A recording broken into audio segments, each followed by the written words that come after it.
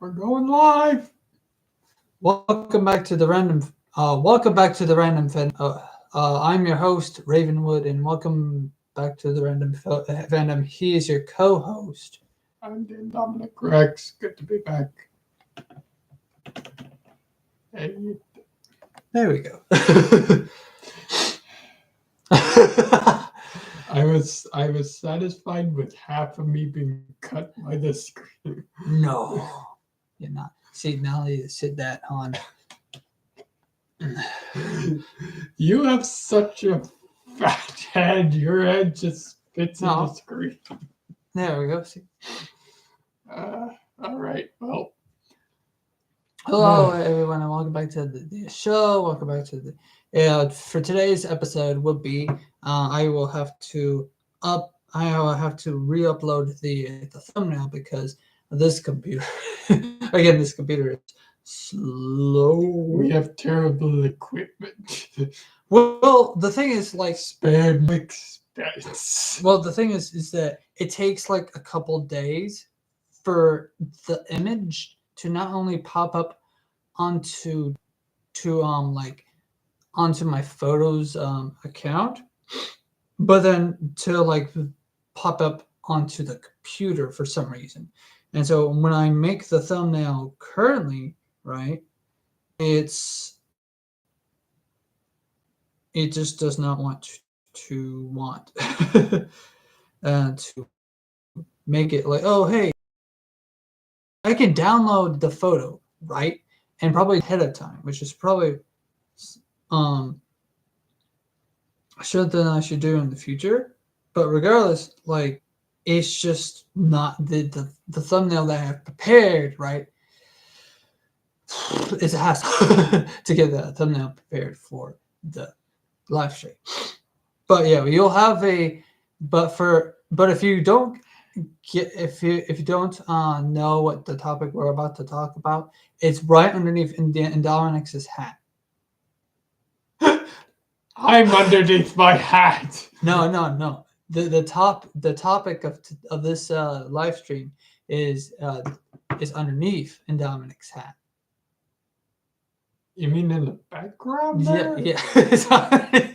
Yeah. See, that's what color. Jurassic Park. Right. See, I was thinking underneath my hat. We're talking about you. I'm the only yes, you. No, we're talking about the book worst. Right here. I'd be talking about the worst topic in the world if you had been talking about what was under the hat. You were just the Bulldogs. You were just talking This is not about, no. This is not a topic. You were talking Bulldogs about what was in the background here. Yeah. The book, Michael Crichton. It's under your hat by. I mean, it's technically in the background, but I mean, yeah, if you look at it from a certain perspective, it could be under that, so to speak, depending on how I align myself. So yeah, we're well, first off, let's do this intro right. Good afternoon or good morning, good evening, depending on when you're watching this. Or if you're watching this live or dead. Yeah, that. If you're watching this live, good evening, everyone. I am, of course, your co-host, Dominic Rex. And over here is our other co-host, Ravenwood. No, I'm the host. You're a co-host. I'm a co-host. We're co-hosting. We're co-hosting this. Because in videos that it's just me, then I'm the host. In videos when it's just you, you're the host. And the thumbnail should be available now. Yeah, right now. Go check it out. Refresh the page. So good to see everyone. If you're just joining us, we are here today to discuss the topic of the new potential Jurassic Park film that has not just the new potential Jurassic Park film. We want to talk about the old films first, and then talk about anything new. I'm just going over what's on our plate. we're going to be discussing some of the I want to give you some news. space. Yeah, I want to talk Oh, about no. some of the news we've heard regarding the new Jurassic The Park new 52. or Jurassic World 4 movie, Jurassic Park 7 movie, Jurassic movie in general. We'll be going over some topics about the original Jurassic Park movies, the Jurassic World movies, and then the original Jurassic Park book, which, believe it or not, Raven here has not read the books.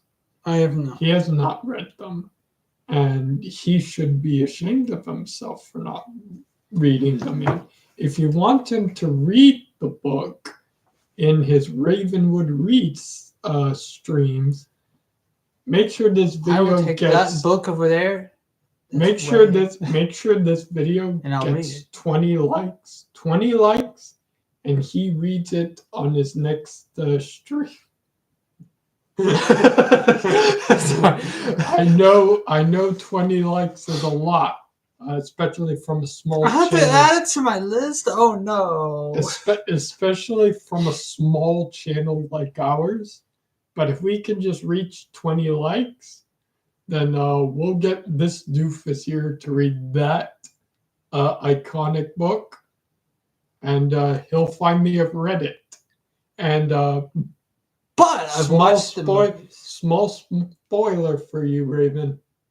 Somebody this dies? Oh no! This book, a lot darker than the movies.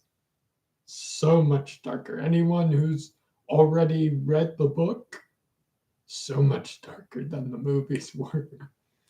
Watch this is like someone dies because like a food like they're dropping like food crates from the sky and like, all right, drop it right here.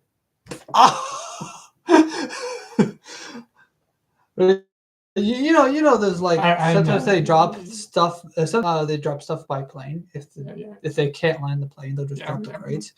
So that'd be so funny. If Nothing like that happens. No tomfoolery in the. Well, I mean, there's a little bit of tomfoolery, but nothing like that in Jurassic Park, the books. Oh yeah, But surprisingly enough, there were only 2 ever made until they started making the Jurassic World books. but see, you talk about the books real quick. I've got to do something real quick at the moment. Use the cone if you want to. Don't leave me here. I'll. It's just be for a I'm second. not good with. It's just be for a second. You can't be talking to me about it. Don't leave me. Oh no, I'm all alone. Well, again, welcome to the stream, y'all. We're gonna talk about Jurassic Park today. Oh, he's back. He's back. I'm not alone. Okay. No, you weren't alone. That was See, torture. you weren't alone at all. You were with Astro Train. I mean, I have Rexy over here in the corner too. He's just staring at you. Put him in the frame. Put him next to Jet Jaguar and Godzilla. I put Rexy here. Or put him next to Magikarp. Magikarp. Put him in frame. Put her in frame. Oh, her. Sorry. Rexy is a female. Hello, everybody. Stop it. Sorry.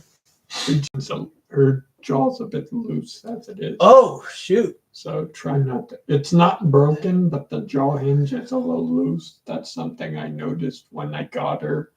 So want to try and keep her jaw from breaking. It's just a thing with these old figures. When they come to you in the mail, but there's always something. Okay, so let's talk about like the first film. The first film? Yeah. I think we talked like the book, like, okay, don't want to talk too much about the book. It's just because basically you're going to read it, right? Because like, yeah, it's going to be like a different... So we can talk about it as you're reading it. Oh dear goodness. I might read, if I'm forced to, I might read other books in the franchise. Maybe. I mean, I've got another book, Jurassic World Evolution, over here on the bookshelf, but where the park rangers evolve like Pokemon. No, Jurassic World Evolution, the evolution of Claire Deering is basically Anyways, the story of how Jurassic World opened up. speaking, we're not talking about the world. Let's talk about the park first. Right. First movie. Right. The first movie. Actually, no, hold on. Before we talk about the first movie, since you're more of the Jurassic Park fan than I am, I'm more of a Jurassic Park anything than you are. goldfish.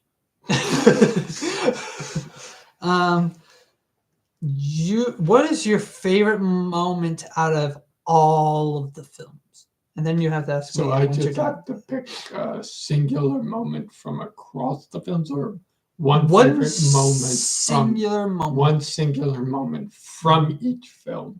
No, not from each film. We'll do that after a bit. But from all of the films.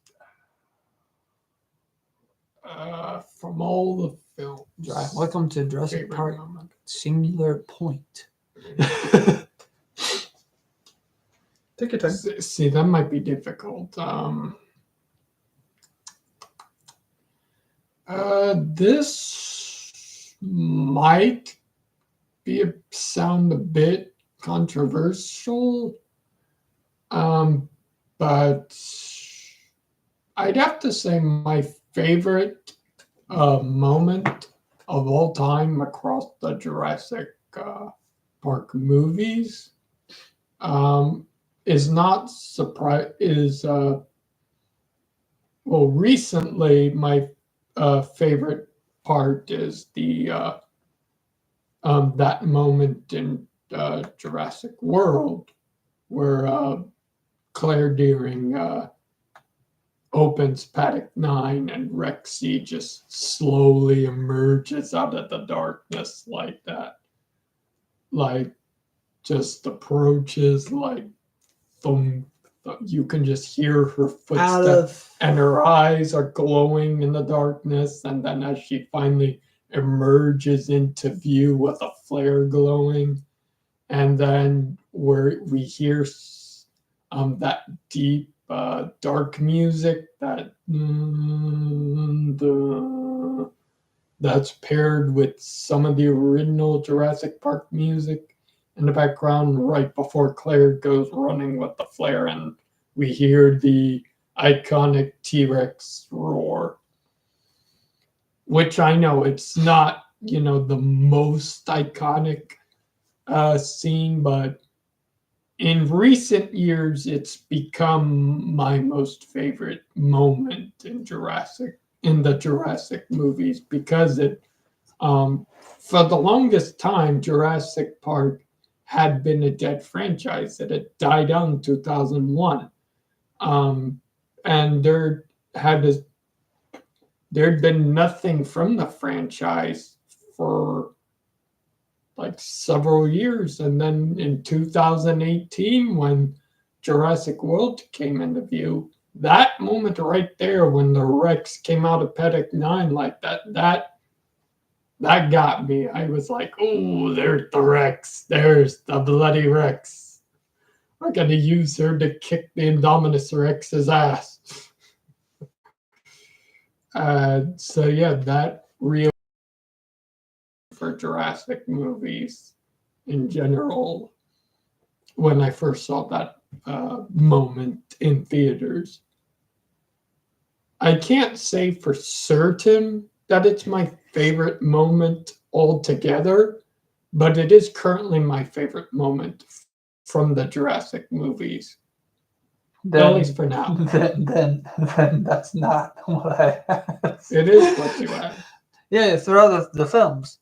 Throughout the films. Currently, that's my favorite. Because it reawakened my interest with Jurassic when I thought the franchise had died out and I was going to have to find a new franchise to love, which was currently being replaced with 2014's Godzilla, which I'm a big Godzilla fan, but I thought my love of Jurassic Park was going to have to take a back seat.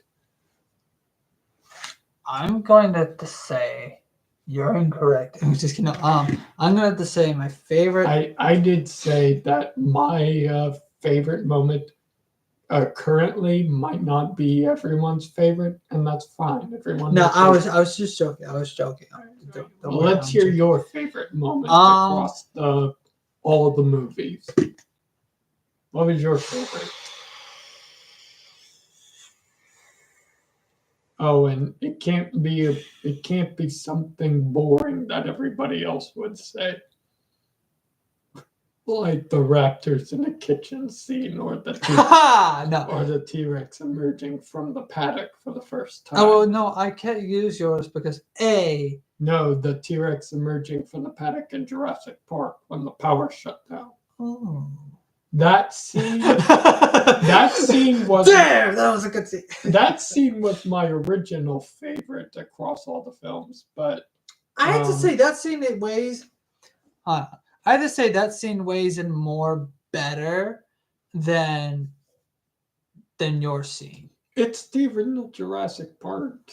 Of course, it weighs it better. It weighs Like in the more. way the storm came down. That everyone's wondering what that thundering footstep sound is. All right, And okay. the So quaking my of the favorite. water cup. Yes, it might be any Jurassic Park enthusiast's favorite scene of all time. It's just that for the longest time we hadn't gotten anything from Okay, Jurassic.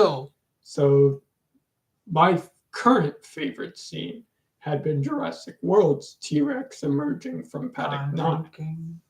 Okay, so there's actually a lot of great scenes, and it actually comes from like the first movie. Like I want okay, so there's like a lot of niche not films. Sorry, not a lot of niche scenes. Films. Well, films, have you seen the films? No, but I've seen the films. Yeah, anyways, the films. Okay, so like there's a lot of niche scenes in the first film. And there's one scene that I really liked as a kid, like watching it. So you've watched it. But there's this one particular scene. Nedry is going through the refrigerator of the dinosaur DNA. It's the cryonic. I know it's a cryon. I know it's called the cryonic. Cryonic. But like cryonic storage. But like in my mind as a kid, despite reading the sign on the set, he's just like, he's going to the refrigerator. That man is the giant fancy ass refrigerator where they keep all the. I was like, fancy that's a dinosaur. fancy ass. I didn't say fancy ass as a kid, but I was thinking it. Anyways, that is one fancy ass refrigerator. It's a freezer, actually, a cooler. It made the. And it was like such a sci-fi scene. It's like it kind of reminds you of the Alien franchise when you a little bit walking when the characters were walking down those hallways and the steam vents just go down like, and you're like, oh, no, but like it was not scary though. It was just cool. It was just the cool. That had a scary factor, both literally and physically. But this scene had like a cool factor, and it's like, oh, he's secret ops mission of bam bam bam bam bam. His mission impossible. So your favorite scene? No, actually, it's not. But you're not answering your question. but I'm leading up to it. Oh, it's leading up to it. My favorite scene, actually, throughout all the films, all the Jurassic movies, is when the Family Guy did. And just gonna oh, okay. So I actually it's a hard decision because they're so good. There's especially for the first film. I also want to. I also want to point out, since we're talking about the movies, we're not going to include the Netflix television series. Forever. No, we're not going to talk about moments from there. I feel like with for this podcast, we're not going to skip it, but we're not going to include it in our favorite in our favorite section Okay, here because the, it's a TV series. well, I mean, we can We're talk talking about about the movies. I feel like they're separate, like entity. They're not. They're saying canon, but like as far as like entertainment, they're separate like entities. So I feel like we should do like the Camp Cretaceous and the Camp, and the Camp Chaos. Camp Cretaceous and Chaos Theory.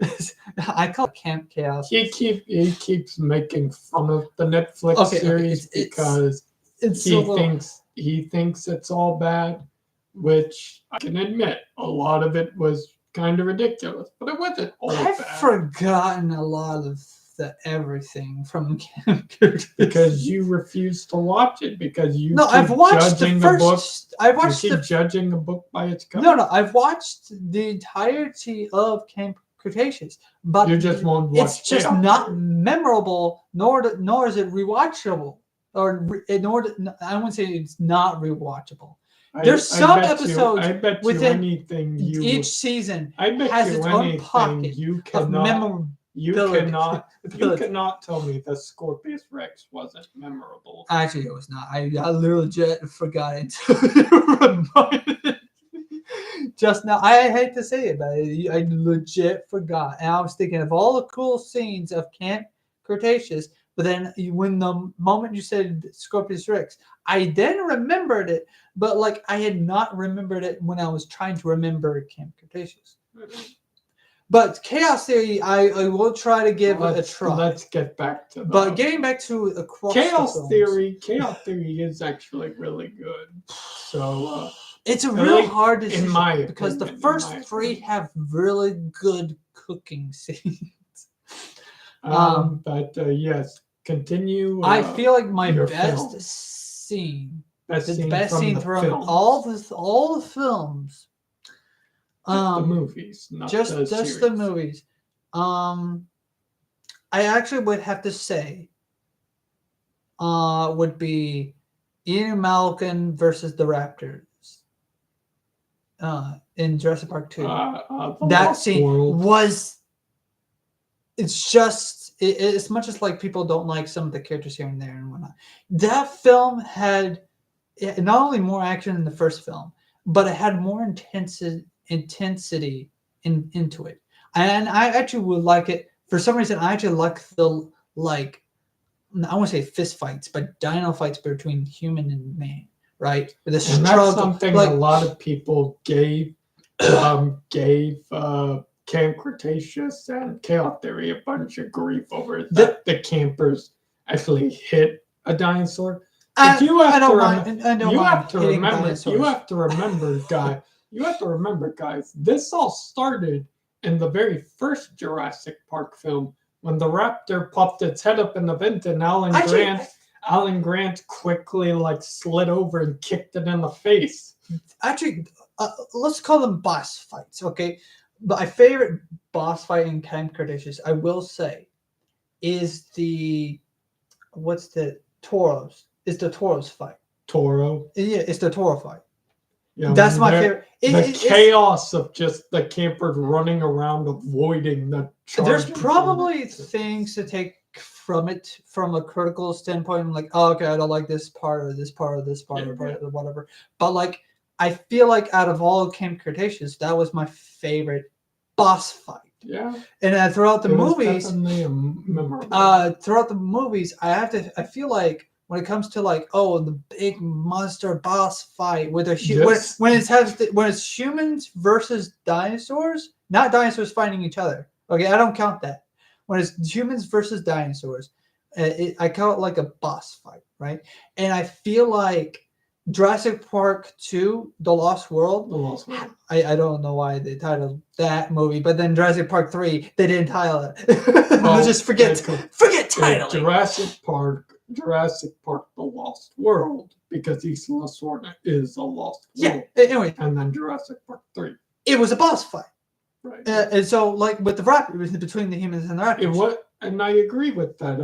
I genuinely enjoyed watching Ian Malcolm. What was the sidekick that died in the beginning of the movie? Just watching him run around and this tiger striped raptor jumping through the window to like apprehend him, That and was then Ian a Malcolm. first like. Ian Malcolm. A first like. Thank you very much. And then Ian Malcolm ripping off the door to use as a cue. And then the raptor. The music was so The intense. music, yes. That was the best scene out of all. Ramming his head into Ian Malcolm. He fell through the window. That was the best scene out of all of the films.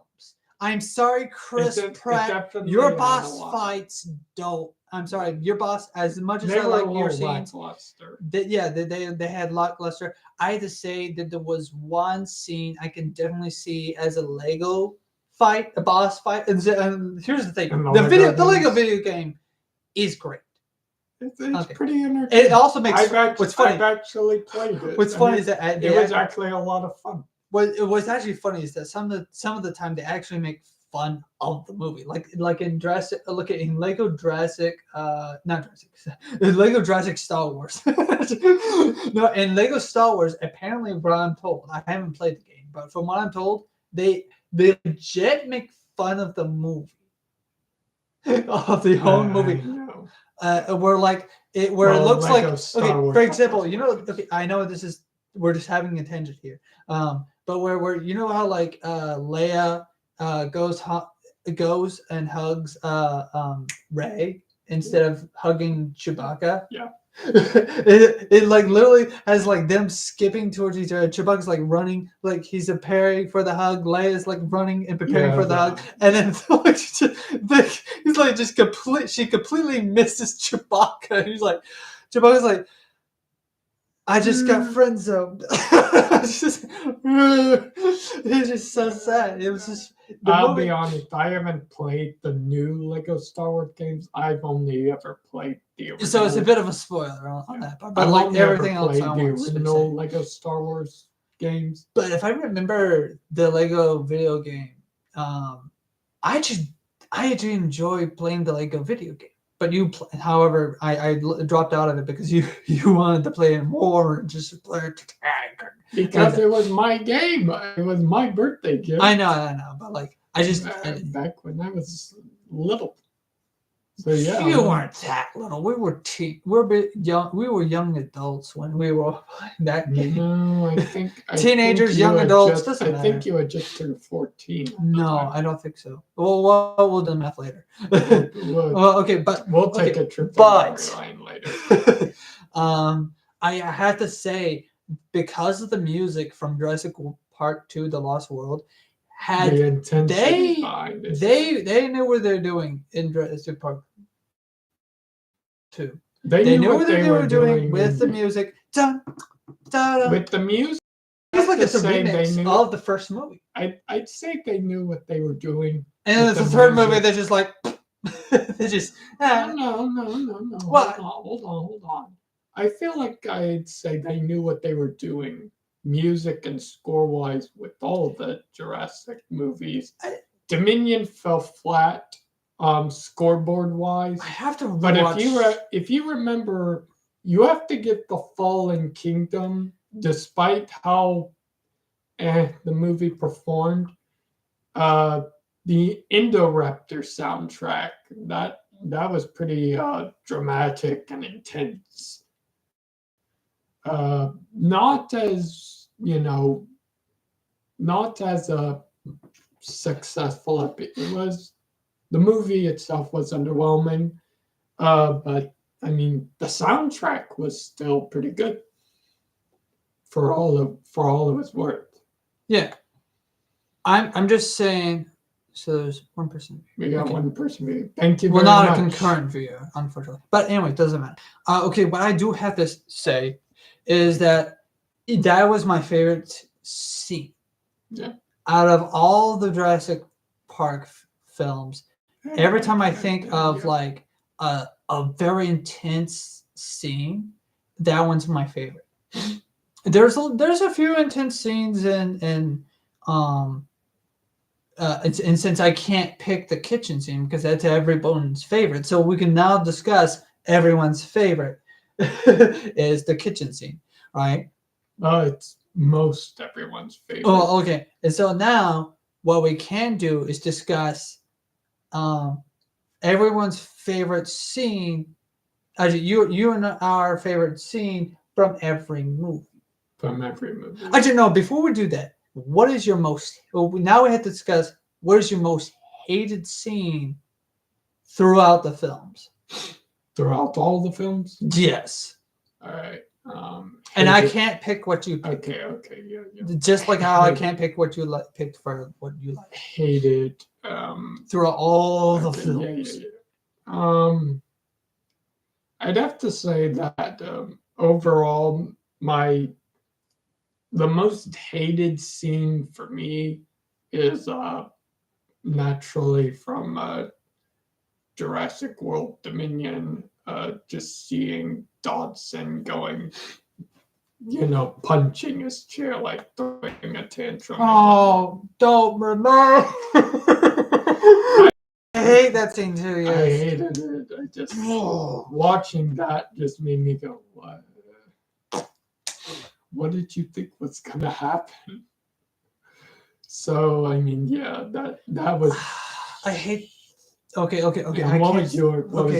Well, okay. I want to capitalize it. But I want to save this for what I hate about that film. So okay, I'll come back to it. Your most hated. Okay, so I can't pick it. Can't pick it. But however, I do want to pick a different scene from a different movie instead of that film. Sure.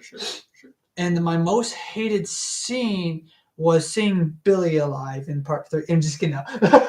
No, I'm actually indifferent about that. My most hated scene. I don't know. I kind of like seeing Billy alive. Well, yes, but okay, I was joking. I mean, I was rooting for when I first saw that movie back in 2001. I was like, "Yes, he lives!" And he rescued the. Well, as a kid, I liked it, but as an adult, opinion changes. Yeah. But however, but then after the Jurassic World films, my opinion changed again. The Jurassic World trilogy did change a lot of opinions. My most hated scene out of all films. Out of all films,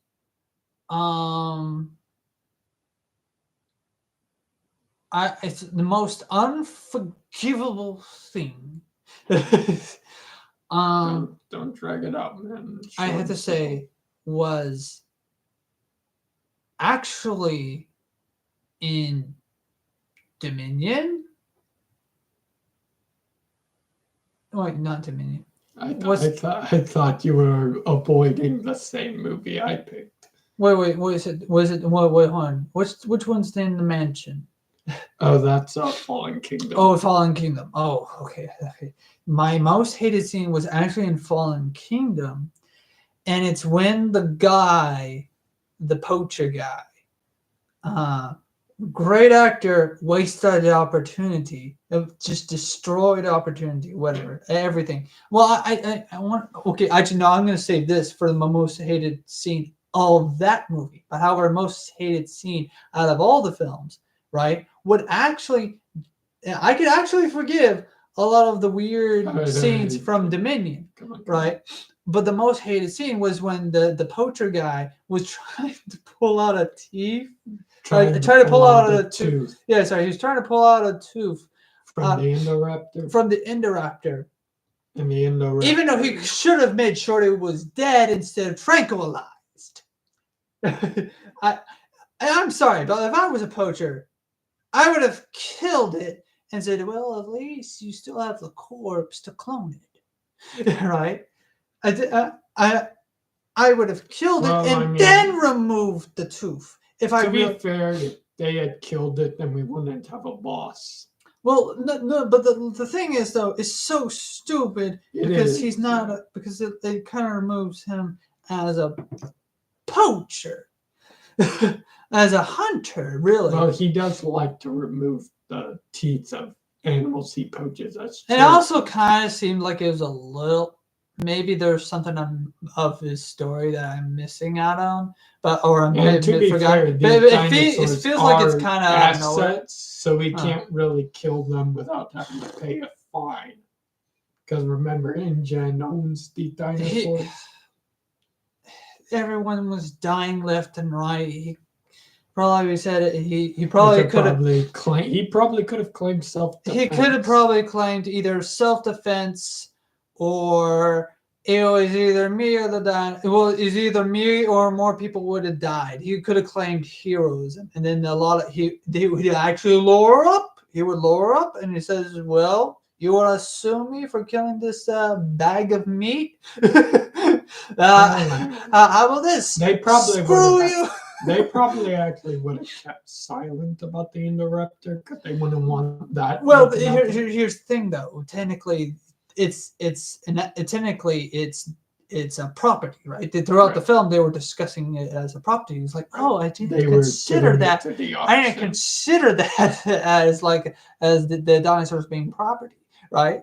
So just try. Well, I mean, that was something that was already debated about in the Lost World Jurassic Park when Nick Van Owen said, there was "We came to watch. You came to strip mine the place.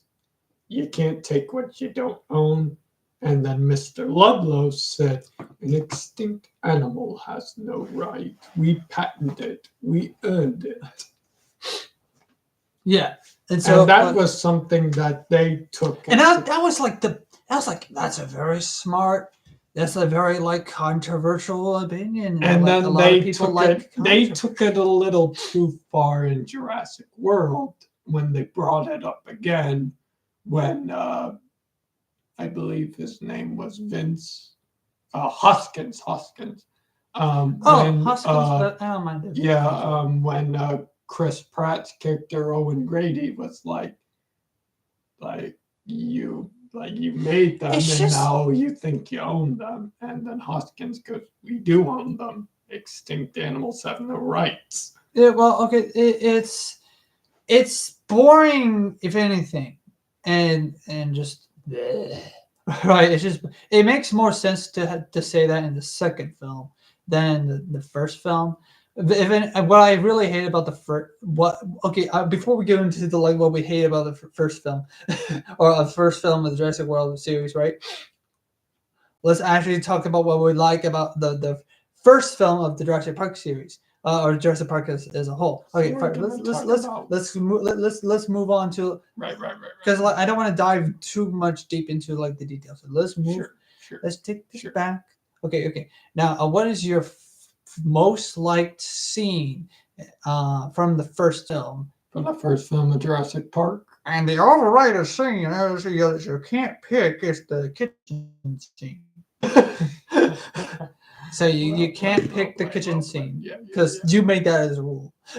For me, Well, I just feel like that's such an overpicked scene that everybody picks it. So I figured for this stream we shouldn't pick the obvious answer. But I wasn't going to pick the raptors in the kitchen scene anyways. I'd have to say my favorite scene from Jurassic Park in general would probably be when the Rex first appears in that storm. okay.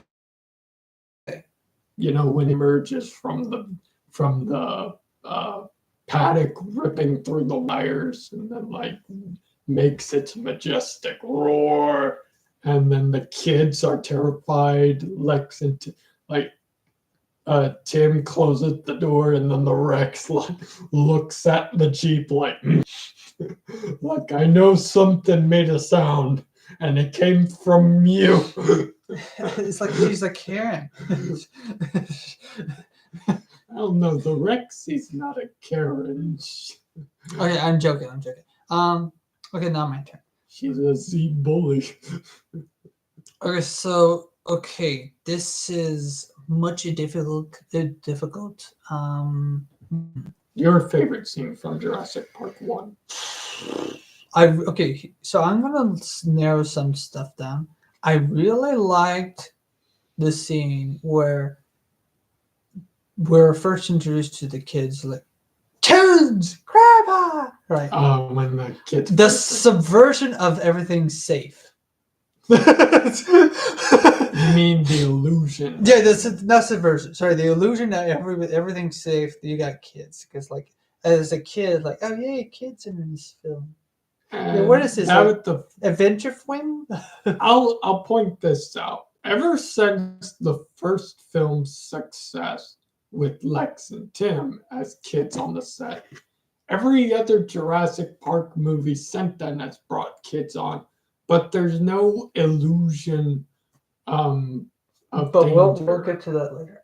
But that's not my favorite I scene. just want to point this out, that ever since then there has been no, like, you fear for these children's lives. So there's another scene that I do also like, but it's not my favorite scene. I just want to also get some of my favorite, some of my really. I only got one, man. I don't know. I'm also like, I really like the meme scene, and you know what's the meme scene? I don't know what the meme scene is. Dotson. We got Dotson. That meme scene. Yeah. Well, I don't like it just because of the meme scene. I actually liked it because it was completely like comfy zone, I guess. They were talking. Okay, but however, villains being like. However, I wouldn't say it's two villains. They were antagonists. I would say antagonists because Dotson didn't even appear. He appeared in the film, but he didn't appear into the plot. You can't be. He's a side character. Right. You have to be in the plot in order to do something. You have to do something in the story in order to be in the plot and not just there. Yeah. He's a side character. Anyways, I actually have to say. But your favorite scene? Come on. My favorite scene. No, we're wasting minutes. Here we go. My favorite scene, believe it or not, okay, it is a tie between. Okay, sorry. I know. I keep on thinking of a different scene. Okay, no, it is actually a tie between Showtime. The opening scene to set your tone. The opening scene. And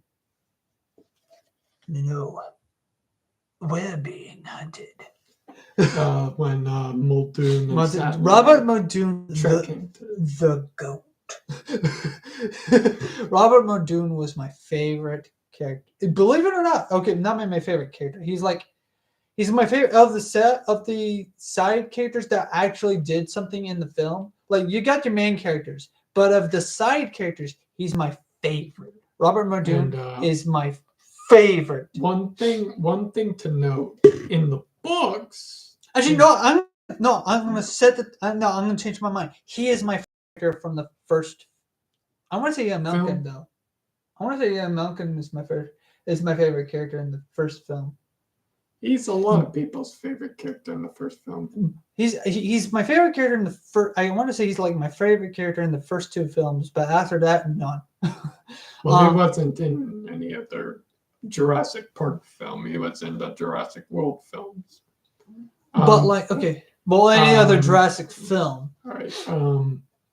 I will say this. Speaking of Robert Muldoon, in the Jurassic Park book, unlike in the movie, Robert Muldoon dies, right? Yes. Okay, don't spoil. But in the book, a different fate happens to him than what happened in the movie. A different fate? A different fate. That's all I'm going to reveal. In the book, instead of getting nummed by the raptor, he has something else happens to Robert Muldoon in the book. Okay, well, I'll be looking forward what happens to Robert Muldoon. Yeah. I hope it's the pacifist ending. You're gonna have to see. You're gonna have to wait and see what happens to your goat. You know what I like to see? Sure. An adaptation of the book.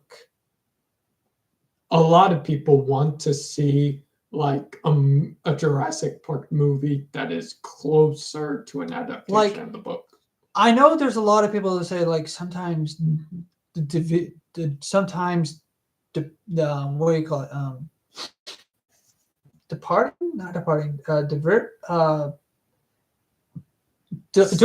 doing something different, like not staying true to a book, like the book. Sometimes Okay, like for example, the book. Sometimes you don't want to branch out. It's okay to branch out from the book. Like from the movie book, you do not want to make a movie out of it, detail to detail, page by page, word by word for word for the book it, because the book it is there's one scene that's horrendous. You know, not horrifying, we horrendous. We don't want to talk about it because this is YouTube.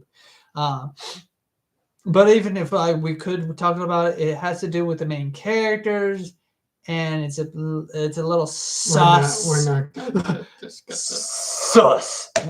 Sorry. We're not going to discuss it.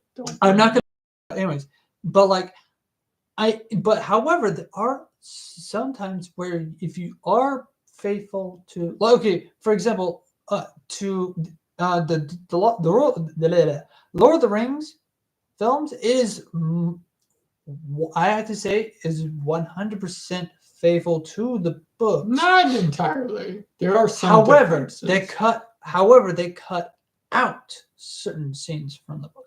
So yes, it's actually more of a 90%, but in my opinion, it's technically a 100%, because just because certain scenes aren't there, I can understand why they didn't include, why they weren't completely faithful to Michael Crichton's book series, because Michael Crichton's Jurassic Park, the book is dark. I feel like if they were to, there's a lot to unpack in Jurassic Park that is just. I feel like if they were to like make if they were to make a at least 90% accurate Jurassic Park movie based on the book, we'd have a whole different tone. Actually, you know what they could do? Original Jurassic Park movie. You know what they could do? What? They could make a 100% accurate film, but it's animated. They could do that, because I feel like that would be a little, depending on how they could even make a video. They could even make a video game. No. On the book. I mean, they are making Jurassic Park Survival. I don't know, but anyways, if they were to make like an animated film, film, a lot of people would watch it. Right. Yeah. Whatever. It doesn't. A lot of stuff.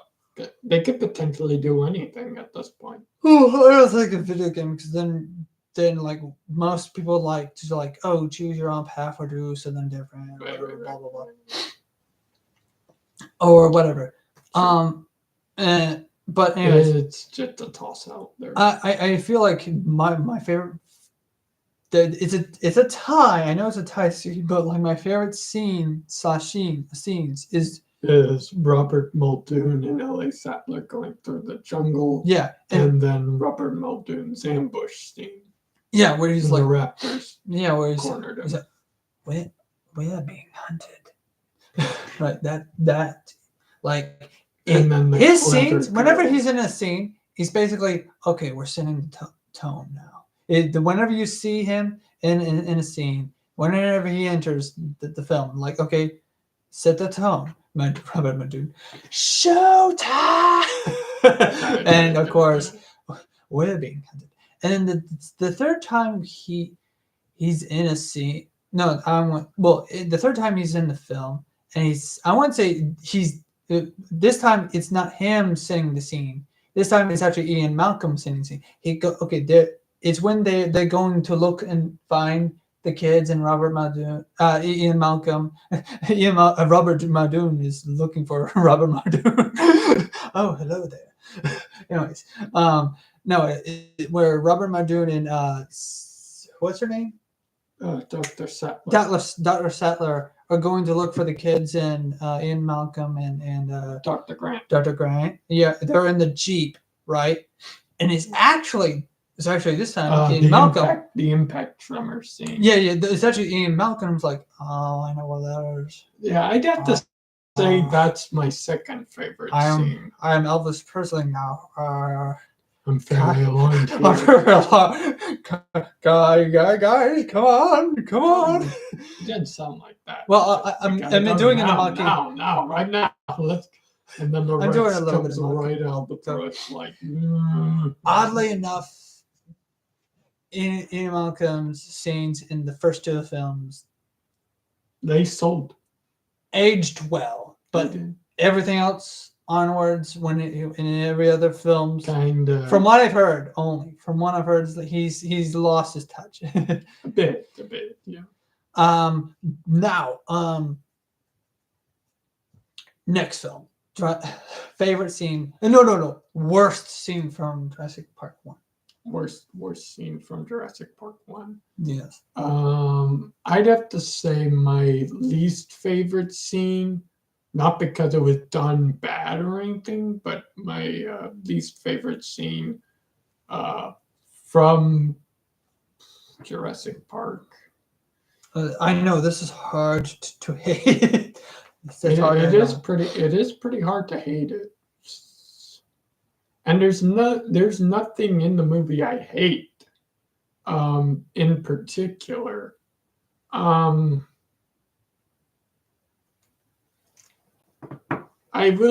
guess, let me think.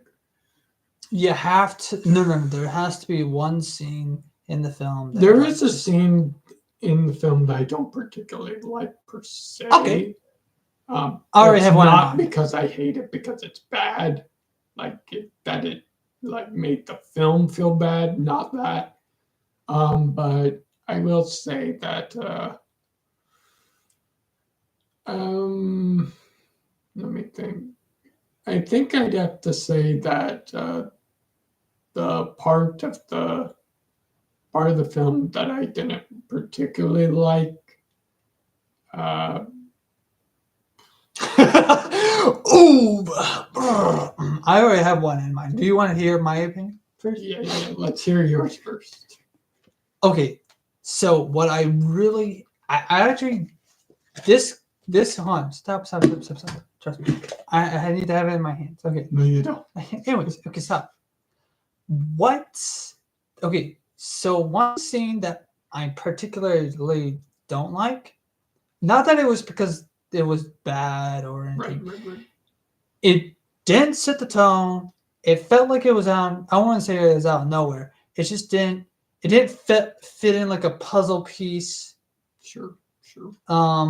They could have explained how Ian Malcolm got into it if they had changed this scene altogether. The lawyer scene. Which lawyer scene? The lawyer scene roughly at the beginning of the film, where he's like on a raft. When he's like, what is this fancy rich dude on a raft? Well, that's how a lot of people got around on African rivers. Yeah, and in South America, at the time, tribes people would pull passengers along the river using tug rafts. I'll use it. I promise. Right. But that's how people got around. I understand what the scene was for. I know it like, doesn't fit out. Oh, hey. I don't particularly hate that scene because I understand historically that's how it works. What you need is a guy like Dr. Grant, because Dr. Grant's like a guy like me. And he's holding my... No, he didn't say you need someone like Grant. The lawyer was saying... No. The guy who was in the mine. He said you'll never get him out of Montana because Grant's like he's a digger. He's a digger. Because he was saying that Grant's not someone who would like. I don't like it because he was building up a scene for a character that literally the Dr. Grant scene built it up by itself.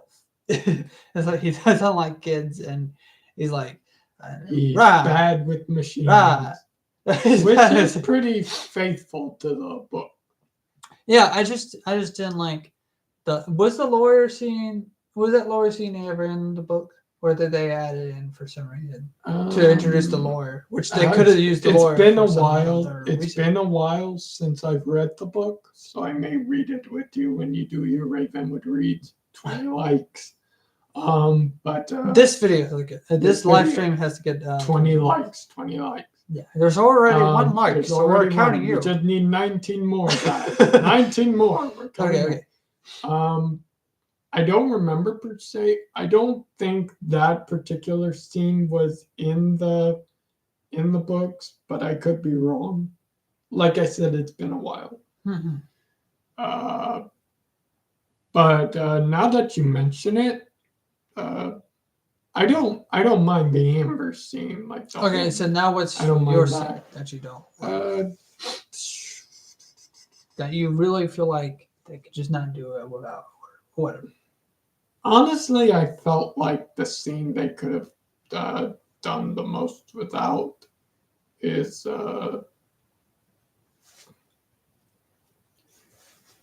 probably the whole there's nothing more we can do. The captain says we gotta go. We gotta No, go. well, no, they it's kind of need it 15 for. minutes. You gotta give it at least the 15 minutes. No problem. You did this naturally. Improv is great, or whatever the voice acting is great. I know. Actually, I disagree because like it tells us. Yeah, but we already had that set when he and Lewis Dodson met earlier in Costa Rica. You're like, so how are you planning to be But security? it sets him into I've motion. got an 18-minute window. 18 minutes and your people catch up on 17 years of research. I'm saying it sets up. No. The problem is that you're hating on a scene where it sets up. I'm not hating on it. No, I not don't hating. hate any scene in particular. Well, I'm just telling you a scene I feel like they could have done without. Well, you're dealing without a scene that That's actually. up to your guy on the boat, right? 7 o'clock on the East Dock tomorrow night. Make sure he gets. Oh, that scene? No, the scene where the guy's like, nothing more we can do. The captain says we gotta go. That actually no. That's We actually gotta go. well. The problem is that actually sets the stakes for our villain character. Or the Yeah, but antagonist. we already knew he was on a time crunch. Due to Yeah, his- but like when you listen to that, but when we watch that scene, he noticed he quickly like Look, gets I'm into not, he I'm not quickly gets into action. patronizing you on the I'm not scene. patronizing you at all. I'm just I saying know, he but quickly. you're- I'm explaining why that scene is Yeah, but actually works. I didn't like say why the scene works. Okay, we'll count it Like- because it's really hard to like pick a scene that people don't like out of Jurassic Park 1 because every scene, just about every scene in that film works. It works well. I'm not saying anything was wrong with the scene. I mean, I could say yeah, you did. the scene you picked. I could say, yeah. I mean, I could agree some of it was boring, but it sets up exposition for why there are investors involved. It set the scene why the lawyer there, and that they are like at the Amber Mines, and the guy's explaining like, well, I've already got this guy to sign off on the island, but they want someone more professional. And the digger's like, To be fair, for such a side character that the lawyer is, like that sets it up for a movie, you don't need what's it. going actually. on through it. For a movie, you don't need it actually. But you don't anything- need the extra time crunch either. No, I once no. Actually, I actually would say that because like it kicks in some action, some like. Some, Maybe, but there are other ways to do that. If I could help you out here. I don't know. I just feel like the Amber Mine scene, like that set up that was the Kickstarter for the film. Like that with the opening part of the movie, that started it all. Before I feel like it leans over to Alan Grant's dig site I scene. feel like they could take out the Velociraptor laying eggs. See, No, maybe no. but like the reason That needed to be included because it didn't raise any stakes. I did. Kind of, sort of. It showed the audience that the dinosaurs were capable. Well, of it showed breathing. the audience. Well, what it did was to show the audience that once the the characters leave the island, The that the dinosaurs. dinosaurs can reproduce on their own. Why That's not? the. Right. That's I the. will say this. I will say this. I do think a scene they could have done without was the whole scare the kid with the raptor claw scene. That scene. That scene, like Okay. that didn't sound very scary. More like a 6-foot. Yeah, I know what the scene goes. Turkey. That scene, but I feel like it shows. I us know it builds who- up the danger of the raptors. No, it doesn't build up the danger of the raptors. What this is, it shows us who Dr. Grant is as a person. You know, it He doesn't shows like his kids. personality, but I feel like there's another way to do that. But Because in the books, there was no kid. But They however, were I able would to say show this off though. his. They were able to show There's off his this- character just fine, even after the kid. Like when he came into the cabin, and was like, "What the hell do you think you're doing in here?" Hey, we were saving that. But today, I guarantee it. Stu in God's name, do you think? John Hammond, delighted to meet you in person, Dr. Grant. And he said, like, Hammond. Oh no. Well, I feel like there's a whole lot of. I feel like We could go talking about this. I feel like we for could hours. talk about it. It's really hard to hate. It is hard to hate on Jurassic. There are scenes that could have done without, but they work so well in the film because of how well the film is.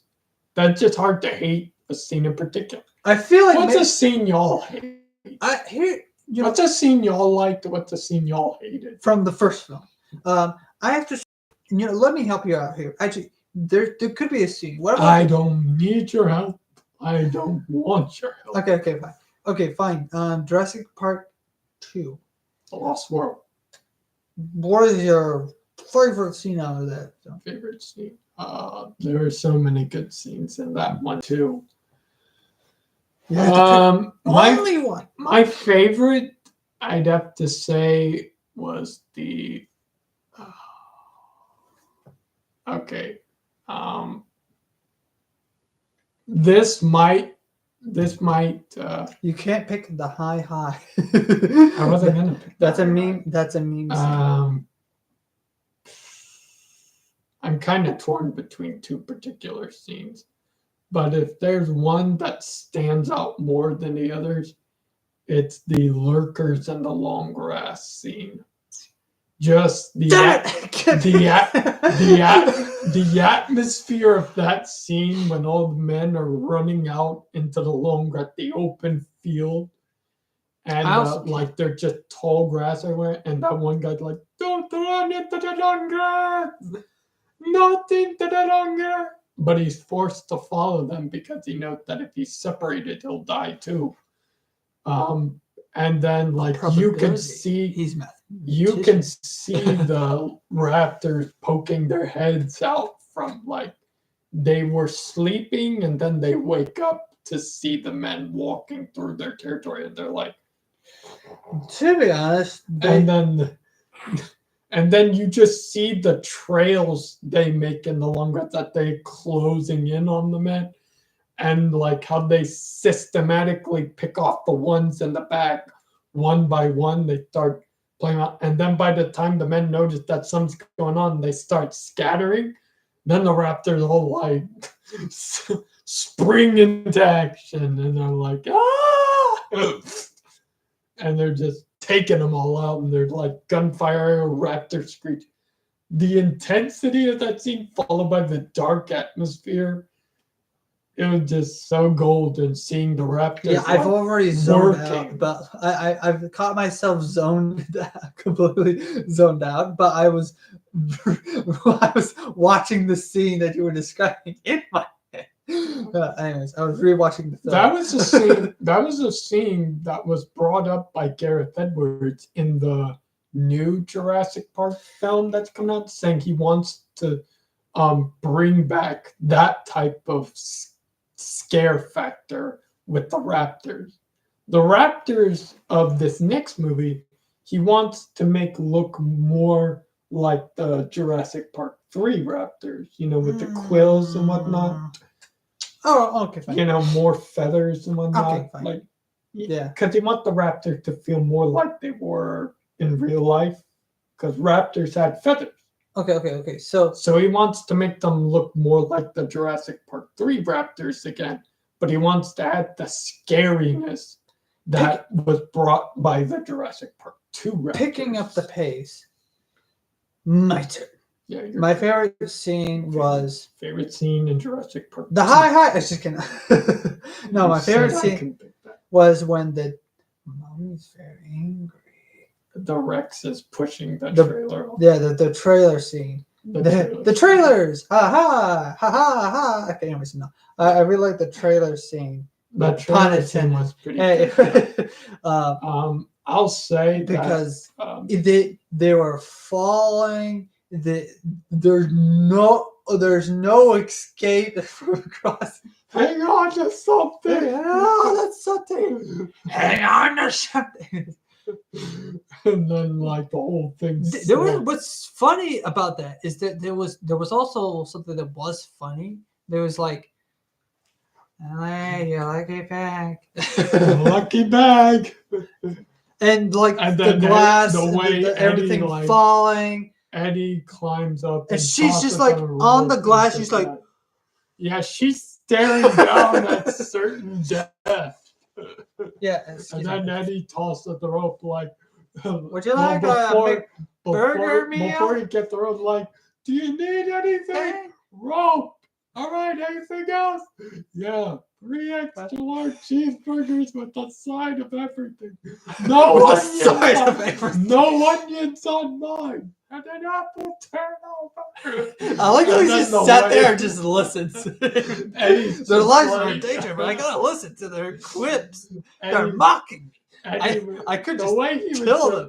The way Eddie was just like, he rolls his eyes and scoffs that they kill him. They're dying and they're making fun of themselves. Making fun of me.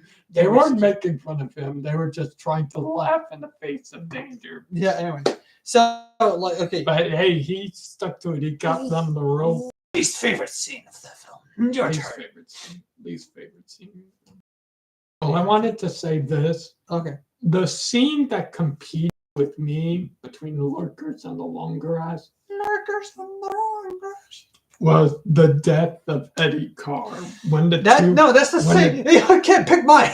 No, the trailers. You were talking about the Rexes destroying the trailers. Well, that counts I was as talking one about scene. when the 2 Rexes emerge from the jungle and they surround the car and then they start destroying the car and Eddie's trying to get his gun loose. And then they grab by the light, ah! And that horrifying scream he makes before being pulled in half. Ugh. And then the sickening crunch of bones as his spine is ripped. And the Rex is now the scene that you hate. Right. Scene I loathe. Or the scene that you just dislike, I guess.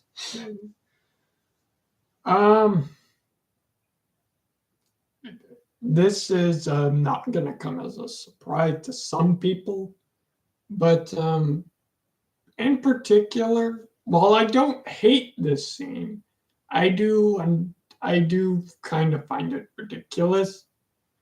And that is the scene where Kelly uses her gymnastic skills to kick a raptor through the... I disagree. I do like that scene. You can like that scene. That's up for you. I'm saying the reason I dislike it, it's not because I hate it. I don't hate it.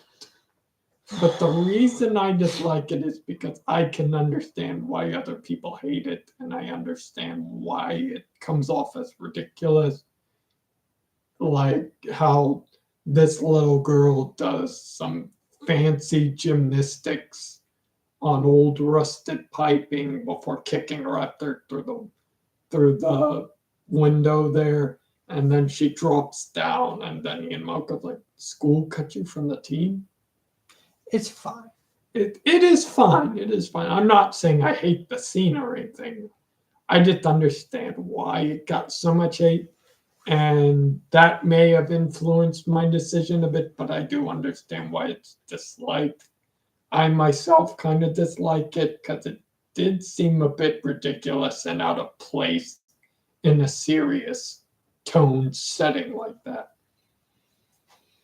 But that's just my opinion. Now, what was your least favorite moment in that film?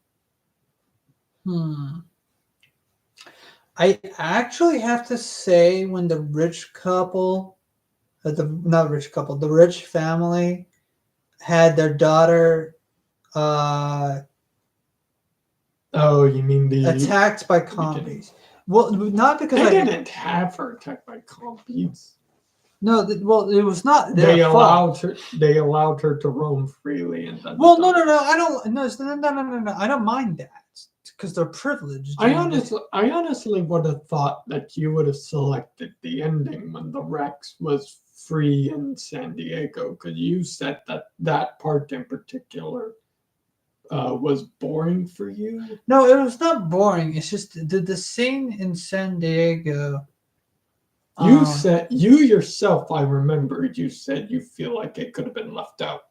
Well, yes and no. I feel like well, the thing is, it feels like it was its own separate movie at that part, with in the whole entire San Diego scene. But I'm not saying that it's a bad scene or anything else. It's just it was pretty good. It's just long. It makes the whole entire movie. It was a really long movie.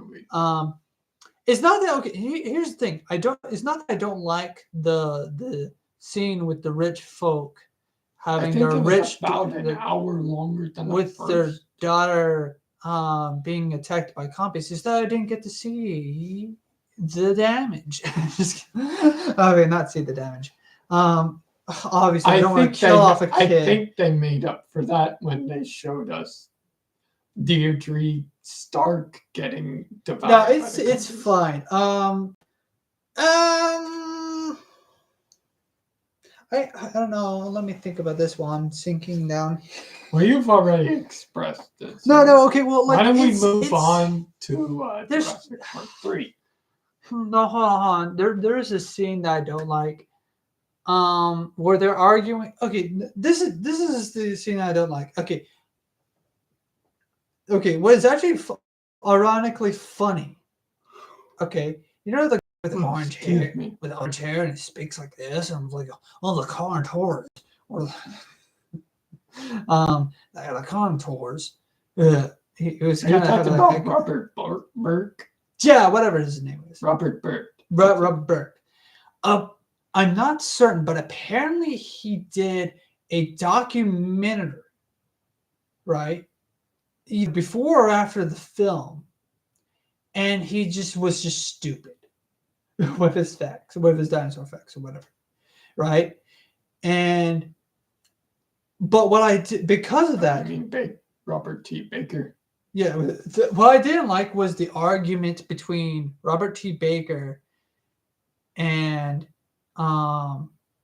okay, you know the scene where like he's following the guy with the compy device. I call it the compy device, but he shocks the compy. Yeah, the taser, right? He's talking to him and he's talking about like the compies or whatever, and he's and then like and he's like, why is it just standing there like it's not scared? There haven't been any visitors to this island in decades. There's no reason for it to fear man. Yeah. Well, see, that's the thing I liked. But there was one scene where like he and the Sarah, when they're arguing over the Rex. Yeah, they're arguing over the Rex. Like, it's why they proceeded to destroy the trailers. I understand why they were arguing over the Rex's territorial behavior. No, I understand. Well, I understand. Like, oh, it's a dinosaur film. Let's talk about dinosaurs for a bit. But like, it's kind of one of those scenes where, like, looking at it back then, it's like, oh, So this guy did a documentary, but he's a complete idiot. And just to prove that he's a complete idiot, well, he's not a complete idiot. well, he's not a complete idiot. But like, okay, well, he's got his own like scientific biases, like, and I don't think it's bad or anything because like what's actually ironic is that his actually I think it now I remember I think what happened was the documentary happened after the film, but it actually seems so funny that the film the film actually would disprove him or something like that. Sure. Or in the film with the film logic would disprove him. And then there was also a documentary that went against his documentary after. So this happened sometime in the film. But anyways, yeah, I know. Either that or before the film. Regardless, I didn't like that scene because like it's like I understand like you can have two scientists argue about science and whatnot. But it just feels like, oh, the scientist on the evil team is wrong about something trope. Versus the scientists on the good guys are right about something trope. I actually like the trope where the evil scientist on the evil team is right about science. And where the science guy on the good guys. I like that trope better because then they can learn from it. Then get what you're saying. Then counter and then like think of something else to counter. It's a challenge. I get it. It's a mental challenge. Yeah. I like that more than having the protagonist be right. Okay, next. Let's go over to Jurassic Park. Jurassic Park 3. Your favorite? Now I do want to ask here. We could end this here and have a part 2 sometime later this week for favorite moments and worst moments. Well, I guess like we can. Why don't we wrap things up here with Jurassic Park 3? Yeah, and then talk about part the next 2. We'll talk about the Jurassic World films. Yeah. And then we'll conclude things with the discussion on the. Well, that means I have to make a new. That means I have to make a new thumbnail for this one and make a new. No, you can keep the Jurassic Park logo you've got for this, and then just make a Jurassic World logo for part 2. Interesting. Because remember, Jurassic Park's logo is red, Jurassic World's is blue. There we go. But I'll probably have to retitle it because I have a funny title. You have to read the title, but I'll probably keep it as well. Sure. I'll probably keep the title or not. Or what I'll probably do for the next part was change it. Okay, I got an idea. I got an idea for the title for the next one. So, favorite scene from Jurassic Park 3, right? Okay, favorite scene. I'd have to say my favorite scene in particular is the introduction of the Spinosaurus. Okay. Just the way it like slowly approaches the plane, and then the music backdrop of it like dun, and then dun, and then the way suddenly the plane shaking, everyone's like, what's going on? And then the nose of the plane is completely ripped off, and then the Spinosaurus just sticks its snout right in, like, grabs Nash by the leg, and then just like lifts him up. And like, I must have lent it to Nash, like to Nashville. Drops him. I really hated that they died in the film. Don't stop something. You might do something. But it wasn't just that. It was before that. There was also the scene on the airway where like they're screaming out into the vast like forest, like bad. Amanda, honey, Dr. Grant said that's a bad idea. Let me hear. What? Yeah, you would be the one.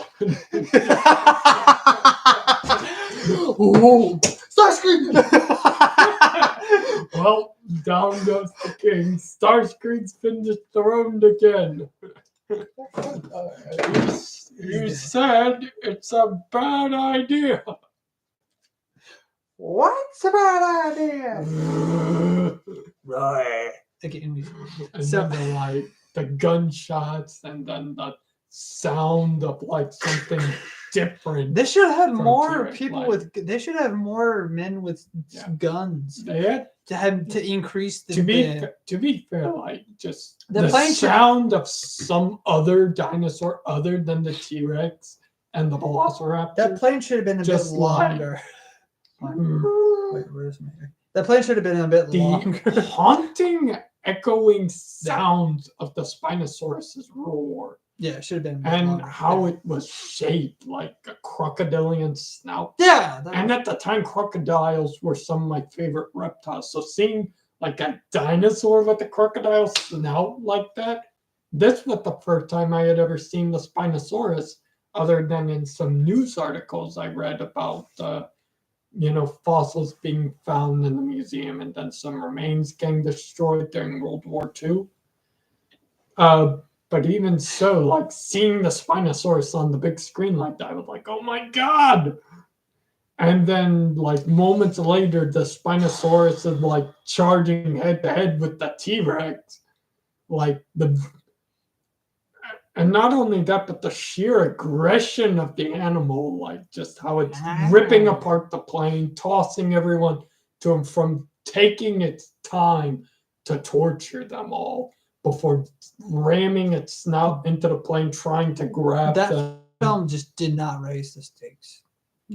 I will say that it did not raise the stakes. Maybe it didn't, but I mean, like, you got to give it its props for what it did. Well, maybe it didn't rate the stakes. It presented a lot of stuff atmospherically, dramatically, and dinosaur-wise that were not in the other. But I will say Like that it's much scene better. where the pteranodon just stumbles out of the mist like that, like it walks out onto the bridge like something out of a Jason Voorhees movie. But yeah, and then just seeing the Spinosaurus and the T-Rex like go at it like that, and then the Spinosaurus snapping the Rex's neck like that. When I first saw the movie, at that time when I was a kid, I was like, "Oh my God! Like, there's a dinosaur out there that can kill the T-Rex." I was like, "What is this? Why have I never heard of it?" So I was like, I dedicated myself 2 whole years after I saw that film to learning everything I could about the Spinosaurus then. And I learned that the real life Spinosaurus isn't as aggressive as the one in Jurassic Park 3. Yeah. And it probably couldn't have snapped the neck of the T-Rex the way it did in Jurassic Park 3. Probably couldn't have. But I mean, it probably could. I mean, it was large enough to swat away Carcharodontosaurus. So, But anyways, getting to that, that was my favorite scene, with just the introduction and the introduction of the Spinosaurus and its showcasing of raw power and its animosity toward the humans. what I have to say, my favorite part of that film, Jurassic Park 3. yes, the films. The films. I have to say, my favorite part of all of that film was the ending. I just cannot. I have to say, my favorite part was the pterodactyl scene. Okay, pteranodon scene. Sorry, the pteranodon scene. And what really set the chills down my spine was when it almost appeared as if Darth Vader was in this film. Because the first thing way you see it emerged from the mist like that, like it's like, Darth Vader, where did you come from? Because Empire Strikes Back, there's a scene where Darth Vader practically emerges from steam, from steam, from the fog, from the fall, and then just seeing like this, like and the music was also playing. boom, boom, boom, boom, dun, like it's some sort of soul boss game. and It's then just soul. dun, dun, dun, dun, dun, dun, dun, dun, dun, dun, dun, dun, dun, dun, dun, dun. Yeah, And then just seeing the it's pteranodons like a flying around Souls games the boss. cliffside, like just the atmosphere, the setting, Okay. just seeing these animals flying around the cliffside. That was so Right. beautiful. Yeah. So like And then that, seeing that one pteranodon, and then Billy just and then like the most epic scene was like Billy stop. Billy don't. Bill, don't, Billy. like, deploying the paracel. I'm Batman. I'm Dinosaur Man. He deployed the paracel and sails off to save Eric.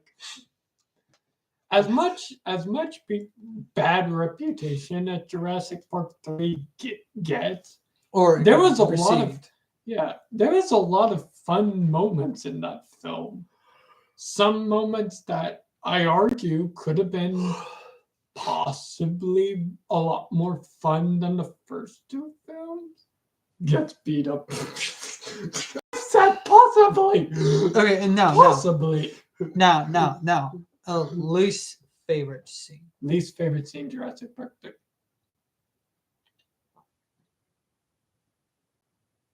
You're first. I thought you were going to go first. No.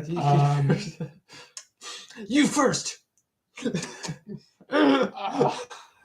Anyways. Jeez. As much as I don't like saying scenes I hate from Jurassic Park films, because they were all like a lot of fun to watch and they were all so cool. But in Jurassic Park 3, that's when the slant downwards started. I feel for me, that's where it started. It's not where where the badness got. Jurassic Park 3 may have been the start of the decline, but trust me, the decline really hit in the Fallen Kingdom. Even you can admit to that. But I feel like Jurassic Park 3 did okay for a B movie, which it was. It knew what it was and it knew what it wanted to do. And it performed as it should have. It performed as it wanted to. So it wasn't like completely terrible. I wouldn't even argue it was terrible. It was entertaining for me. What is your what is your least favorite scene? But my least favorite scene is probably that moment where they're all hanging out there, and then the Kirby's are just sitting there like discussing like the fishing trip, and then Mr. Kirby just like, I miss fishing. Go get her, Mr. Kirby. Oh yeah, my wife, my almost divorced wife. They're almost divorced. Or are they divorced or they separate? were divorced 8 weeks yeah, ago. my divorced wife. Uh, And the wife I'm trying to get back. They divorced over a year ago, I remember. That was discussed when Dr. Grant punched Derek Kirby. No, punched Paul Kirby, and he fell back into the vines. Wait. Don't stop. Time you did no, she should have said don't stop instead of no, please don't stop. You did some explaining, Mr. Kirby. I understand, like, okay, divorced couples don't hate each other. They're divorced probably for a reason, but it would have been so much funnier if she's like, no, wait, my turn. It's not a comedy. And it wasn't just his fault, though. I know. It would have been so funny. I'm just saying. Yeah, but I feel like that'd be an overused trope. What I hated, my turn. Okay, what I hated from the film, I actually do hate something from the film, and I said this before. Sure. I don't like that they brought back Billy. it's either they brought now. If you were to edit the film like right now, right, I would definitely change either the amount of people on the island so that Billy could stay alive. And I actually kind of like I'm torn here. I like that Billy was alive and like, oh, here's your hat. And I was like, oh, I'll Billy, at least admit, Billy, you're alive. I don't care about the hat, right? But at the same time, like him being alive also takes away from the little speech that they made. Well, it kind of didn't, but like it kind of took away from the speech, like, oh, Billy was a great guy, blah blah blah. Oh, I miss Billy. I'm gonna miss him too, blah blah blah. Right? It takes away that grief that they had for Billy, even though it also takes away from like Dr. Grant teaching, well, not teaching him a lesson, but like Dr. Grant was like you should not have done that, Billy, blah blah blah. You're no better than the people that built this place, right? I don't think so. And so like, but also like at the same time, like, oh, Billy, you're alive. The military saved you, right? It's okay. Like it's a win lose. Like for me, like the reason why I don't like it because again, it also not only takes away from that, but also takes away from the stakes of the film. And I don't know, because and so at the very least, over 4 people died in that movie, but like which is more than the amount of people that died in Jurassic World: The Fallen Kingdom and Dominion put together on screen. But however, well, no, Fallen Kingdom actually did had probably had some off-screen deaths. I'm talking about on-screen deaths. But there was also like some but like you have to kind of also count some of the off-screen deaths for the second film as well. Because technically, I guess the Fallen. There's some. I get the Fallen Kingdom did I'm not more saying, deaths. Yeah. I'm not saying that Jurassic Park 3 had to take the dinosaurs off the island and then raise the stakes even higher for like Jurassic Park 2 did. They could still raise the stakes for Jurassic Park. For Jurassic Park 3, but make it maybe not raise the stakes even higher than Jurassic Park 2. What they could do is like lower the stakes for. They obviously wanted what I'm to trying to say, make sure let me finish. that nothing like the San Diego incident ever happened again. No, what I'm trying to say, but they also wanted to introduce like the new concept of like let me finish. Please this new tribe of raptors, the Spinosaurus. Okay, but please let me finish. Please let me finish because this is an important part here. Sure. What they were trying to do was lower the stakes of. Excuse me. What they could have done was lower. What they were trying to do was lower the stakes back to part 1. So yeah. They were obviously trying to lower the stakes back to part 1. Sure. But I saw something here, so I just want to make sure. Anyways, so they were trying to lower the stakes back to part 1. Right? I doubt anyone's going to be watching at this time.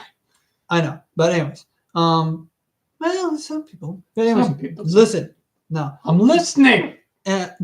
Anyways, so you have them raising the stakes, but lowering the stakes back to part 1, but raising the stakes a little bit, enough, right? What they could have done was have more people on the plane. I had said this earlier, the plane could have been a bit longer. The plane could have been longer, right?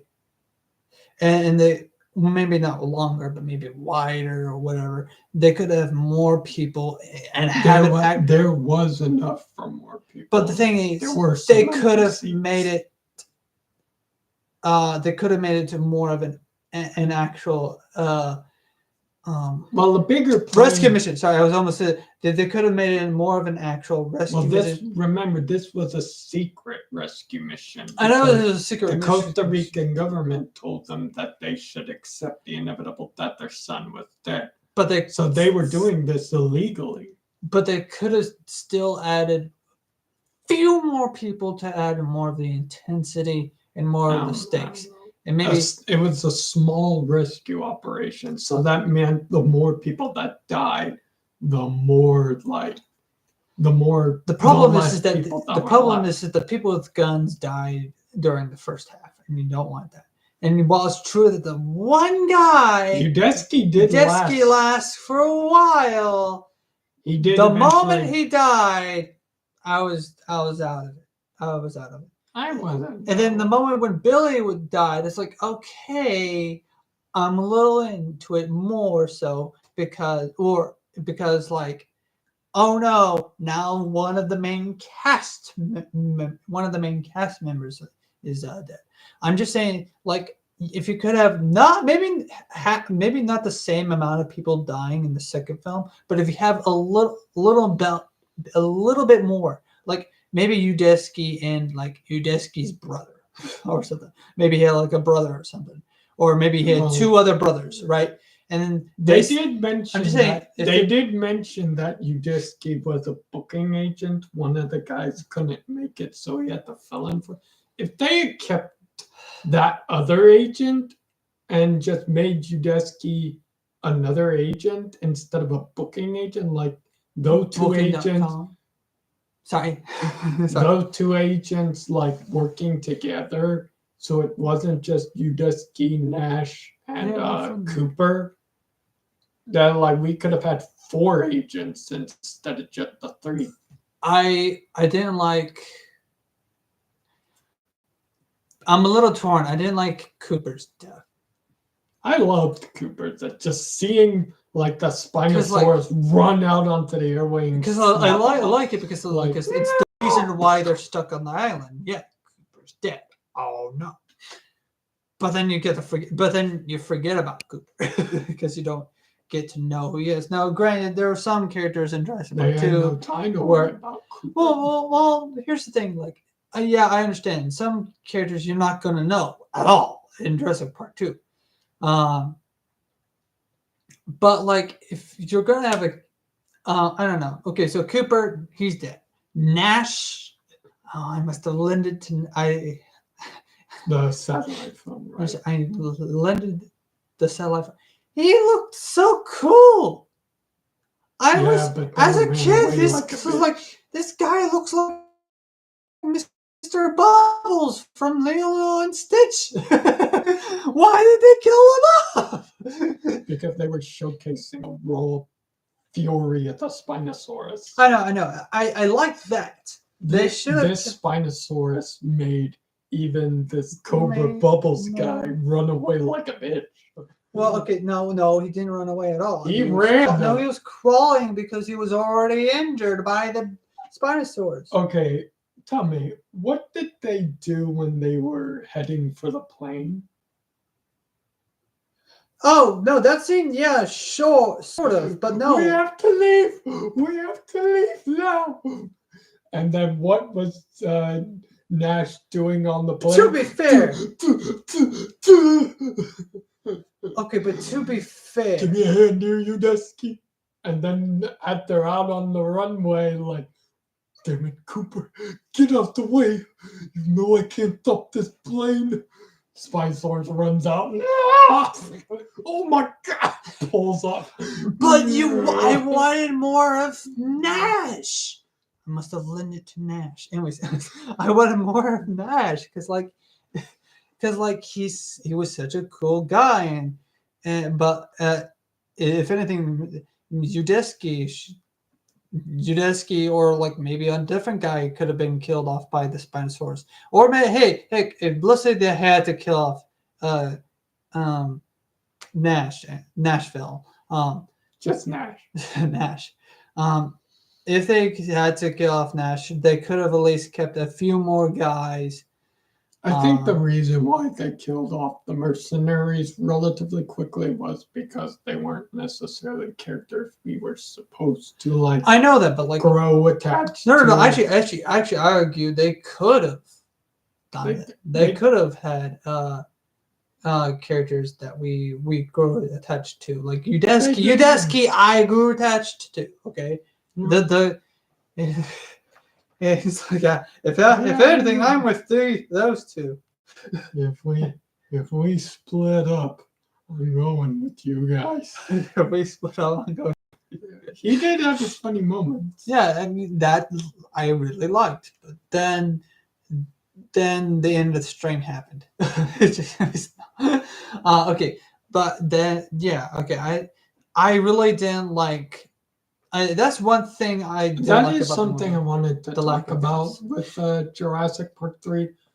There was supposed to be a scene included in the movie showcasing Udesky fighting back against the raptors before they inevitably pin him down. Then walk up to him and then sickle claw him in the back. This is why they should make a this is why they should do a readaptation of those films but animated.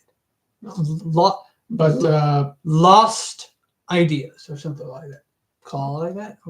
It wasn't just that they had lost ideas or whatever, but a lot of it didn't make it into the final cut because of budget or time crunch. And no, I'm they just just saying didn't have with an the animated time film. to. Maybe, but I mean, they can't animate everything. I'm not saying that. I'm just saying like. But I mean, like, there was a scene that people wanted to put in the film of Udesky picking up a log and like squaring That up would have been with the male fire. raptor, him taking a swing, the male raptor jumps back and then like chirps at him, like making fun of him for missing. You know and Udesky like is ready for like another swing, and then the female raptor, the owner of the eggs, jumps out from the side because raptors are pack hunters. So the male raptor like ducks out of the way of the first swing, chirps at him, making fun of him for missing. Then the female raptor jumps on the way like, my turn. If any producer watches this live stream for some reason, and then the male raptor walks over. Before you interrupt me, if any producer interrupted me, if any producer or director for Jurassic Park, executive producer or whatever, watches this and gets to this part, please do this. We will buy an animated film, and 3 animated films, or maybe a series if you have to, animated films or series an animated series of a TV show. Not a TV show. An animated film, or 3 animated films. Basically, a new adaptation to the to each individual. I feel like if you had, I feel like book accurate. Hold on. I feel like a TV show would help them be able to make a more accurate book adaptation. Maybe. Okay, so like maybe they could potentially, if they have like small, either like hour-long episodes, they could potentially make a series about the book. Like completely book accurate of all 3 films. Of all 3 films. Well, there was no book for the 3rd film. But like maybe like with the 3rd film, they could like take the new canon, or they could take bring out stuff that was left out at the 3rd. No. Here's what they could do for a 3rd film. Like what they could do is like book accurate movie / book accurate animated movie or TV show. Season 1, have season 1 be a book accurate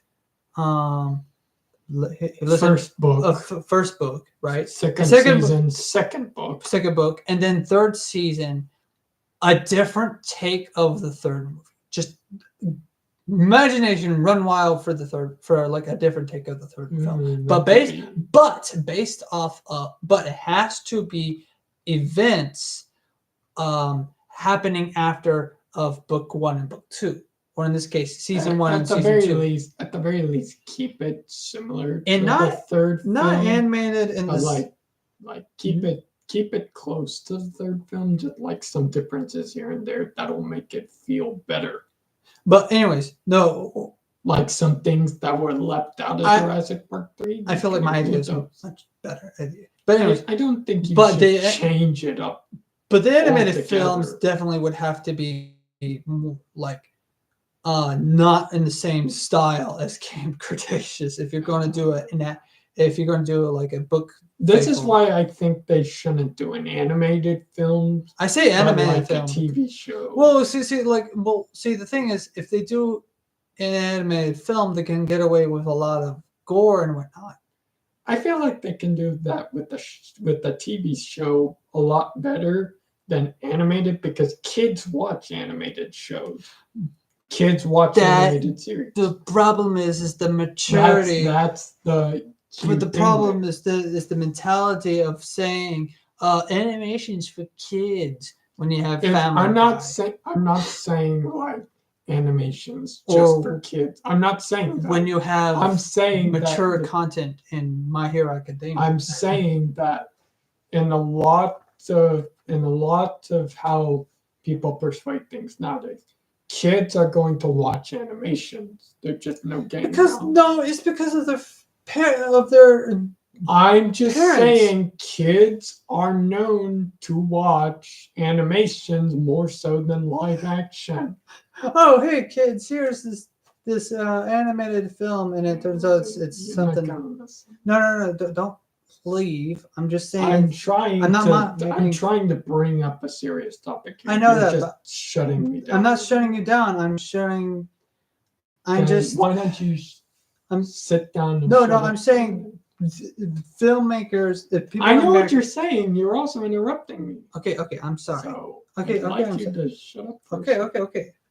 Which is why I'm just saying, like, children are going to like watch animated stuff more so than they are going to watch live action, which is why I think you could get away with the live action series of Jurassic Park 100% book accurate, more so than you could with an animation dedicated to the book, a book adaptation better, because then that's what.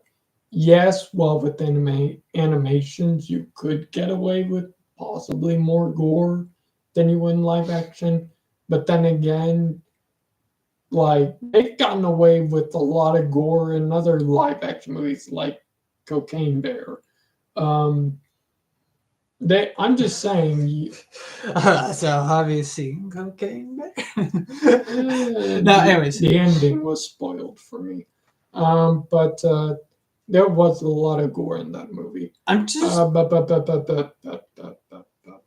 Anyways, I'm saying you could get away with the live action Jurassic Park book adaptation series with the gore and dark atmosphere required without having to turn to animation. That's what CGI is for. You don't need to make something 100% animation based. No, I'm just saying it would be a neat idea. The vision I had in my mind, like if they use a specific style to it, then it would probably work. Maybe, but it would probably also have to be like a different universe than the original Jurassic Park movies and whatnot. So it'd probably just be like its own standalone thing. But it would be interesting to see. Yeah, okay, but now it's time to close the stream. We'll talk about the favorite and least favorite moments from Jurassic World, and then we'll bring you news from the upcoming Jurassic 7 movie that will be coming soon. That is already finished filming in Thailand. That all the shots they were doing in Thailand, over a month work of filming, has already completed there. So they're done shooting in Thailand. So it looks like there's going to be a lot done there. Anyways. Yeah. So, well, yeah, like that's another reason why we have like this stream, because we kind of want to like talk about what we liked, what we didn't like from all of the films and from each individual film, and then the next stream, or at least near the end of the next stream, we'll probably not only share some news, but we also like talk about what we expect for this next film. Which I will say, for the next film, a lot of people have told me that they had their hopes up with Dominion and it shattered them. So they don't have a lot of high hopes for this next film. They are hopeful that Gareth Edwards and what was his name? Uh, shoot.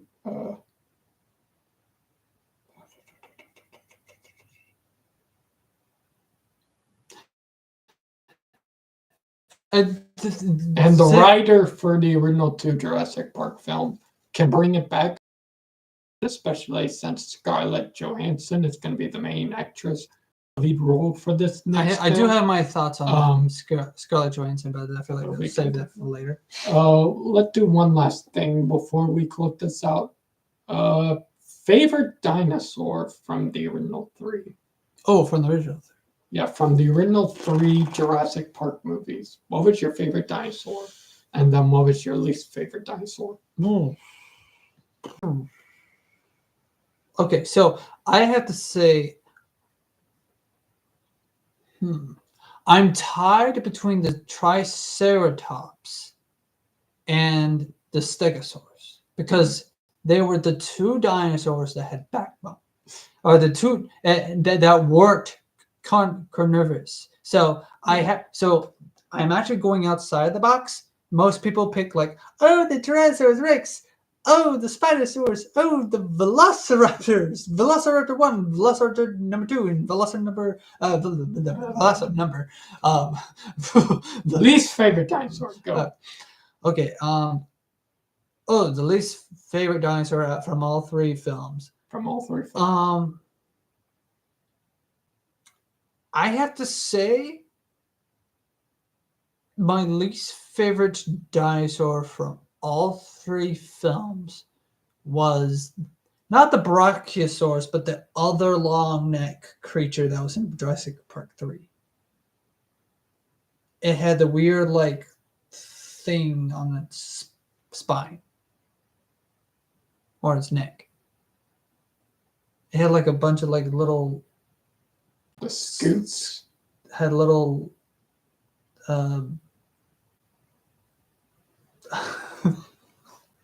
pointers, or whatever, not pointers, it has little spikes on its back. On its back. Are you talking about the long neck or there was a long neck? There was a long neck creature in Jurassic Park 3. I didn't like it. That was the Jurassic Park 3 Brachiosaurus. If you're talking about those sauropods that greet the boat at the during that scene with the red crest, those were Isla Sorna variants of the Brachiosaurus.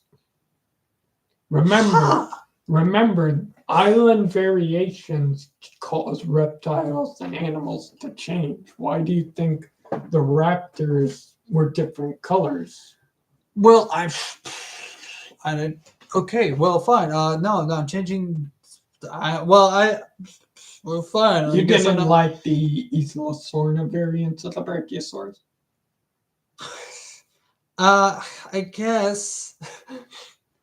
I don't know. That's fine. It's I like it, but I like it, but I guess. Well, now they say it's a Brachiosaurus, I like it, but now I don't know. You're playing with my emotions here. Okay, I guess I'm gonna have to say that one. Yeah, your turn. My favorite dinosaur from all three films, cliche as it might sound, probably is going to have to be a tie between one, the Tyrannosaurus Rex, because that was my favorite dinosaur growing up as a kid, and two, the Spinosaurus, because it was another massive carnivore that shattered my mind as a little kid. I picked when I first saw this thing on the big screen, I was just like, oh my God, I need to learn everything I can about this thing. And when I did my research, I was like, okay, so it's not as impressive as the Jurassic Park one, but it's still really cool. What I really liked about the Stegosaurus, I want to go back to the Stegosaurus. What I really liked about the Stegosaurus, like they just found Sarah. I'm talking about the Spinosaurus. I know, but what I really liked about the Stegosaurus, Okay, it's like but I haven't finished yet. the moment they found Sarah Harding, it's like, oh yeah, Sarah Harding, and now they were going to lose Sarah Harding because of the very thing that they found that helped them found her in the first place. Shoot them! They're just protecting their baby. So am I. So am I. That's not the baby. That's he talking about his baby. His I know. Imagine if like so am I, and like the baby in question is actually a car. Stegosaurus is about to kill the car with its tail. Anyways, that scene with like the spikes, like the Thagomizer tail just like clipping through the log, like, and it replaced the log, but with like a Ferrari, orange Ferrari. Anyways, back to the Spinosaurus. I'm sorry to that tangent. Those two are obviously my tied picks for favorite dinosaur because, T-Rex for the longest time had been my ultimate favorite, and then Spinosaurus came along and blew my mind out of the water. I was just like, it opened my eyes to the possibilities of other big dinosaurs coming into play for the Jurassic series. I learned more about these big carnivores like Carcharodontosaurus, Megalosaurus, Albertosaurus. So many different theropods were introduced to me because I saw the Spinosaurus in Jurassic Park 3, and I was like, I need to learn everything I can about this. Like, why didn't I hear about this sooner? So when I looked into it, I was all like, this is the greatest thing I've ever seen. So I was like, hands down, the Tyrannosaurus Rex is by far my most favorite dinosaur. But the Spinosaurus is my other favorite dinosaur of all time in the Jurassic franchise because it opened my eyes to my curiosity to explore the world of paleontology even more so than I did when I had all the dinosaur books back when I was littler. And of course, everyone's favorite dinosaur throughout all of the films, would be the Velociraptor. I wouldn't say that. I'd say Rex. He was more or less the Tyrannosaurus Rex. Well, okay, fine. And then my most hated. You already said your most hated. Most hated dinosaur throughout all of the films, though. But the word of the three, though, that was that. But I almost forgot. But at the beginning of the stream, we talked about like most liked and most hated throughout all the films. Scene, and then throughout all the films. But now we're talking about favorite dinosaurs. Okay. Okay, so I haven't said my most hated of the three. Oh, okay. Let's focus on just the three. But in the next stream, we'll talk about next stream we'll talk about not just the worlds, but the